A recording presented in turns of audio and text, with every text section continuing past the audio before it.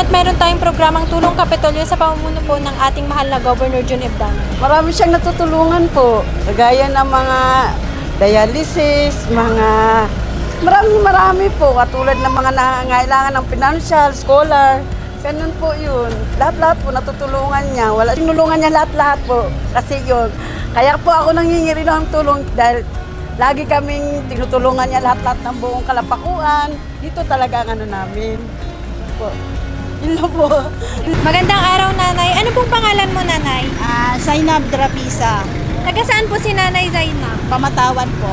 Nanay, ano pong masasabi mo at may ganito po tayong programang Tulong Kapitolyo po? Ay masaya kami, syempre may galing na tulong kay Gob. Masaya kami. Malaking tulong sa amin to. Ma'am, ano pong sadya nyo ngayon dito sa sa Kapitolyo? Nangingi pong tulong, financial assistance. Ano pong masasabi ninyo at mayroon tayong ganitong programang Tulong Kapitolyo sa pamumuno ng ating butihing Governor Jun Eftani po? Maganda po, matulungin po siyang tao. Sana po hindi po siya magsawa sa amin. Maraming salamat po. Kamusta naman po yung paglapit ninyo ngayon dito sa Tulong Kapitolyo? Ay, malaking tulong po, madam. Sa tulad na po sa mga gamot na pinanghihingi po namin, pang medicine, pang maintenance po namin.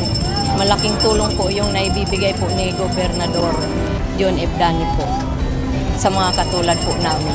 Ang masasabi ko po kay Governor Jun Eftani, ako po ay nagpapasalamat at marami po siyang natutulungan na tao, yung mga nangangailangan po. Maraming salamat po sa inyo, Governor Eftani. Mahal po namin kayo. Malaking tulong po sa amin yung mga binibigyan niyo pong tulong. Thank you po. Sir, marami pong salamat sa inyong tulong na ibinigay niyo sa amin. God bless you po. Marami pong salamat, Gob, sa bigay mong biyaya. Nagpapasalamat akong lubos sa loob ng loob. Maraming salamat po kay Governor Jun Eftani sa tulong na pinapamigay.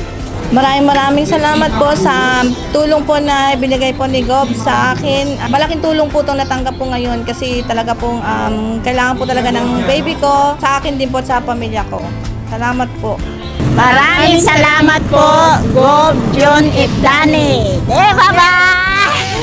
Thank you! Para sa mga latest updates ng programa at proyekto ng pamahalaang panlalawigan ng Zambales sa pamumuno ng ating butihing Governor Jun Eftani, huwag kalimutang mag-like, follow and share sa ating mga social media accounts para laging updated.